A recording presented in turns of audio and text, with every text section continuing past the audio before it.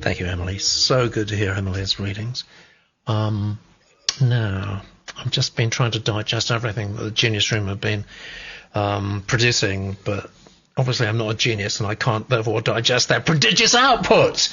Anya says, not a fan of the title. Yeah, I think I'm just going average on the title numbers-wise. Claire says, title 2 on the nose. Not quite a blurb, says L.A. Thomas. Start with Joe Healy.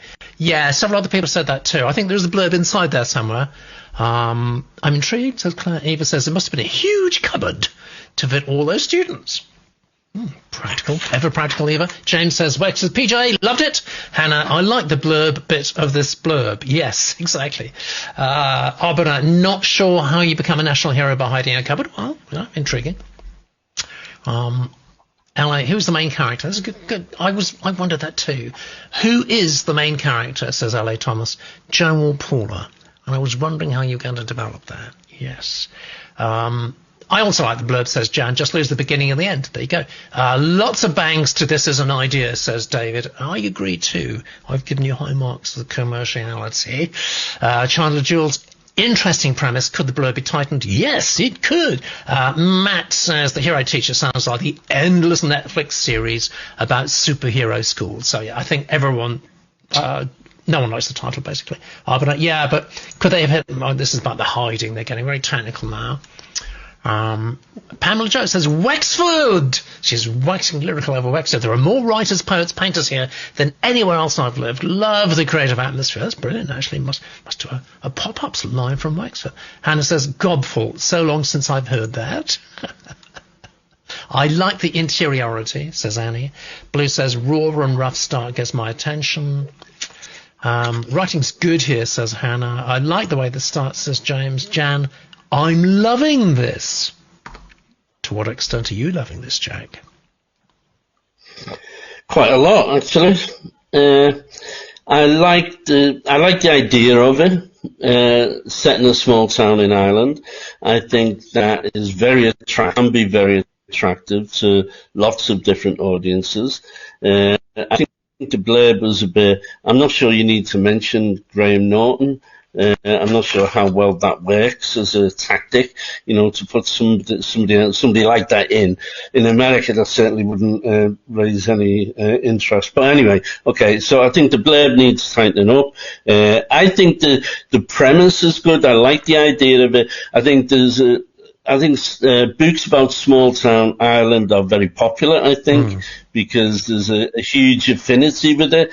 There's the kind of humour of the situation you can see, but it's also quite dark. We don't know what the guy has done to end up in hospital. That, we need to work that out. I thought the writing was good. It flowed really well. I'm a fan of it, I think. Okay. That's great. Thanks. Short and sweet. Is that enough? Yeah, it's more than enough, actually. Yeah, you can stop right there. I think Shane's very happy with that. Bev? I quite liked the title, actually. I didn't have a problem with it. Yeah, the blurb started off as a pitch, not a blurb. Yeah. And there was too much we didn't need to know. After returning unexpectedly from abroad, but we don't care. We don't need to know that. No, that could have gone. What we do need... Yeah. What we do need is that last bit, when is it acceptable to sacrifice one for the greater good? Yeah. That's the hook. That's your blurb. You've got to focus in on that bit. I found the opening a tiny bit confusing because it jumped backwards and forwards. As in, he's on the ground, but then it had happened, but then it only stopped because a lady came along and stopped or something, and it was like it went backwards and forwards a tiny little bit at the beginning. So for a minute I was like, hang on, what, where, what? And I thought the second line was stronger than the first, actually. I really liked one of the last things Joe remembered as he was lying on the ground was the gobbet of phlegm on the side of his face. And actually I would have opened with that, and I don't think we needed the scumbag because I think the shock was there. Yeah. And I really I thought, this is really, really competent writing. Yeah. I really enjoyed the writing a lot. We've had some fantastic submissions we this have week. They've today. Been very high quality. Yeah. I don't have any problem with the writing. What I do have is I have 2 points that I would raise as this is great as long as. And the first one is as long as he doesn't keep us hanging on too long for us to find out what this guy has done. Don't string it out forever because you will lose you've got us interested. You need to deliver on that. And the second one was that it was dated. Sorry? Sorry, I was just saying, by the end of the first chapter. Yes. Yeah, I'd agree, by the end of the first chapter. Sorry. And the other one was that I noticed it was dated at the top, and it was dated for next year. And I thought, this is going to go straight into flashback in the next bit. Yeah. And I would just be careful that you don't keep us with too many unanswered questions too long. We need to get to the crux of the stakes and push. Yeah. And I think this writer can do it as long as they're mindful. Yes. Okay. The Genii. Oh my God, there's so much good stuff there. David says, feels like this is starting after the reporter's expose then. Yeah, I was wondering about that too. Interesting, strange place to start the story. Good writing, intriguing setup, said Claire. I'd read on. Every entry, just what Bev said. Every entry today has been well written. Bev honed in how to fix the blurb, says Pamela Joan. Claire says, my only concern is that if an innocent is sacrificed, that's very dark. And is the tone of the opening nasty enough? I'm not sure where this is actually, what this is really. Let's just talk about that for a moment, guys. Shane says it's mystery, straightforward mystery, and he's comparing it to Grisham, and that's fine. I totally understand that.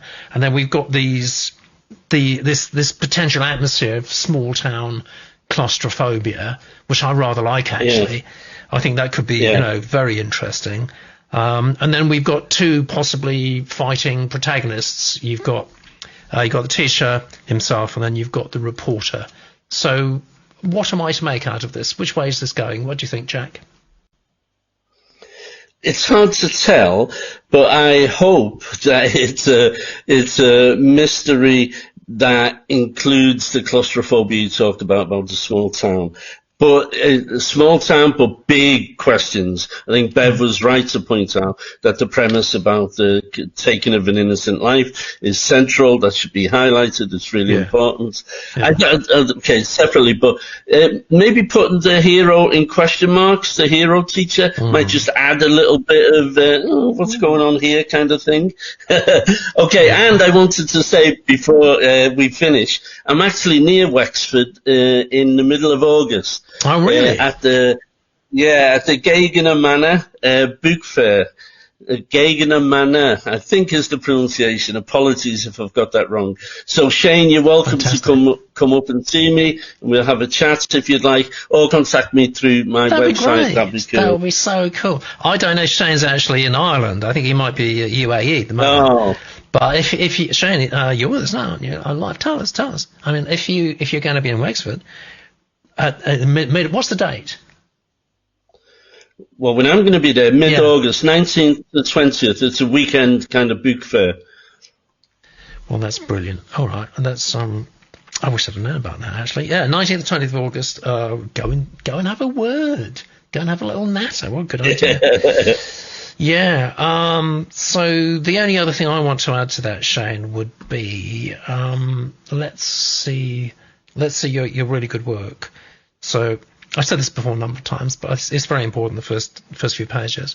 What is it? Have you identified yet the skill that you've got that just makes people go, oh, that's good? You know, that there'll be something you can do that all writers have got, good at certain things, not as good at others, so you play to your strengths. So what's that thing that you do that make people go, oh, I like that? And whatever it is, put it up front. Make sure it's in the first few pages. When agents like me see it, they'll be lazy. They'll just look at the first few pages. They won't necessarily go through to chapter 10, 20, and so on. Same applies to publishers. So whatever that thing is that you're really good at, get it right up front, right in their face. I don't know what it is. It might be characterization, possibly. I don't know. That would count for a lot with a small town setting. But anyway, let's look at the numbers. 67, Shane. I think the title let you down, and the blurb definitely let you down. Look, everyone's going 60s are actually the Genius Room going a little bit low on the title, so we don't like the title. If you're going to compare yourself to the likes of Grisham, etc., you've actually got to spend the time, put the mental effort into developing an absolute killer title. You can't afford not to, especially if you're a breakthrough writer. You've just got to do that work. Later down the line, when you're immensely well published and people are saying Shane is the new John Grisham, then you won't have to bother so much about it. But right now, it's terribly important. As I said before, it's 25% of all the votes we give. So we're not big on the title. That blurb is a complete mess. But we all thought there was an element of strong blurb in there, so that needs to be mercilessly pruned and developed accordingly. I hope you're pleased with that, Shane. He does live in Dubai, right? Shane's just said. Can you see that? Yeah, he does live in Dubai. So are you going to the Dubai Book Fair? You're not? No. Okay. All right. Well, that's a shame. You pay $200 to an agent? Well, that's not the way it's supposed to work, actually, Isaac. Oh, God. Being on this program was 10 times more helpful. So we'll be expecting your donation for $2,000 any moment then. Thank you. I know. Yeah, of course. Will I split it? Just a little bit. I'll give Jack a bit. I'll give Bob a bit. I will. We can pay off my student loan, eh? Exactly. Yes, exactly. Oh, I was going. Yeah.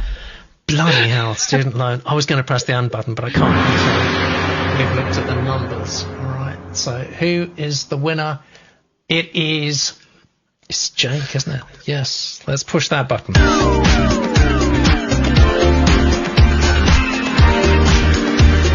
on, Jake. The new Terry Pratchett, eh? I love the trouble is a lot of people call themselves that, haven't they? They have. Hopefully you found that useful, Jake. We enjoyed reading it. And, of course, being a show winner, you will go forward to the quarterly winner that we'll be doing, I think, at the end of the next month, actually. So you stand a chance. Everyone stands a chance on pop-ups. But more importantly, we all stand even better chance if you join me same time next week.